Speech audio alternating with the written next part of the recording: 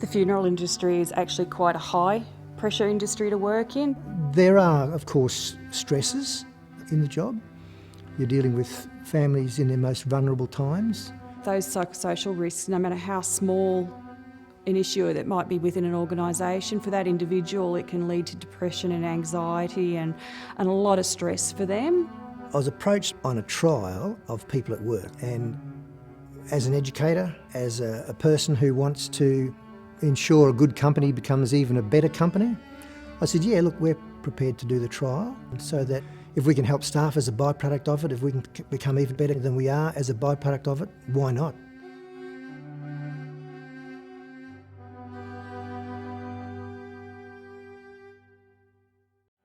Burstows are a fourth generation funeral home since 1900. They are Australian owned, and two sons, Trevor and Don, still run the company and still part of the company. There's about 40 staff in total. The thing that probably stresses me the most about the industry, you want to help everyone, and just feeling helpless to go that step further. Grief takes many forms, so there's some people that are angry, there's some people that are upset. It can be taxing on you when someone your own age or someone you know, some of your school friends, something like that comes through. You can be going along really well, and then some days it just hits you where you just need to go and sit at your desk and have a silent cry. The other thing is that there are pressures on us for time. If you imagine that I am a wedding planner, that's exactly what I do, except I only have 3 days to complete the task.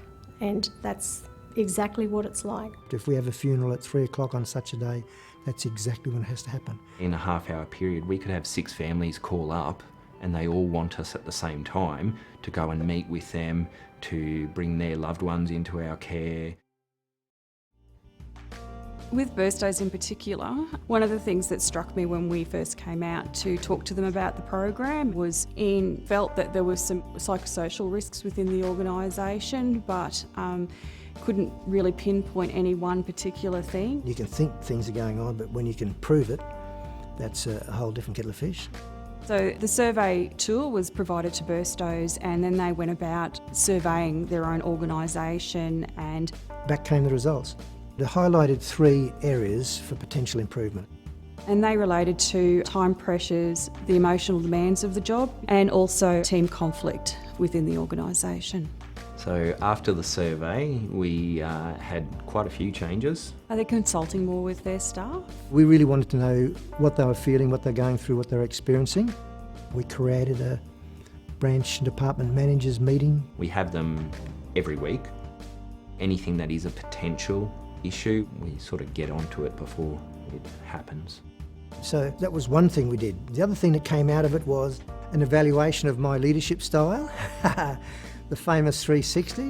Where the worker gave him feedback on his performance. So one of the key things that came out of that 360 feedback was to restructure the organisation, and in such a way that Ian didn't have so many people reporting to him. In the organisation structure there was Ian, and then there was all the workers underneath him, so he didn't have any supervisors or team leaders or other managers that worked for him. But then we branched out with having each little location having their own manager. That in itself created more of teamwork, a cohesiveness that everyone was part of the overall team. They made some great efforts to integrate our teams. People know who they need to go to have something changed, improved, updated. It had to be upper management, middle management, staff, all working as a team to create an environment that is a happier, better, closer team. Yeah, the importance of getting to know your staff. Open communication. We really need to learn to create effective communication. We've got training sessions, we have debriefing sessions with one another.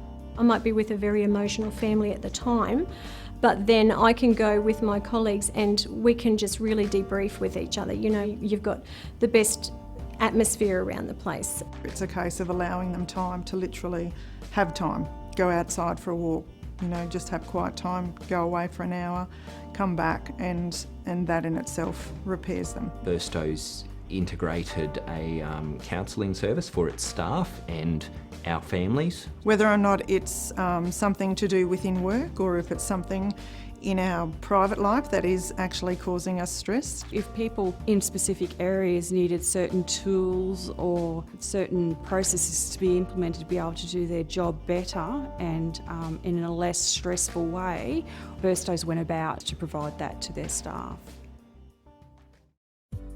12 months later, Burstows underwent and completed the same survey, and those key factors that were identified in the first survey around time pressures, emotional stress and conflict were virtually non-existent. We ended up with a longer term staff, there was less turnover, a happier, better, closer team.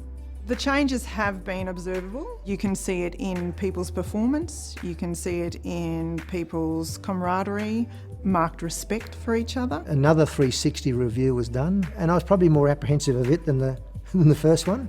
And the people who coordinate it said that they'd never seen such a dynamic change from the first one to the second one, so I was very humbled by that.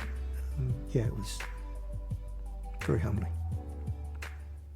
It doesn't matter whether in funeral services or what job it is management should be really getting to know their staff and getting to identify what makes them tick and what's important to them so that they can get the best out of the staff. Let's make them happy. Let's help them enjoy their work environment.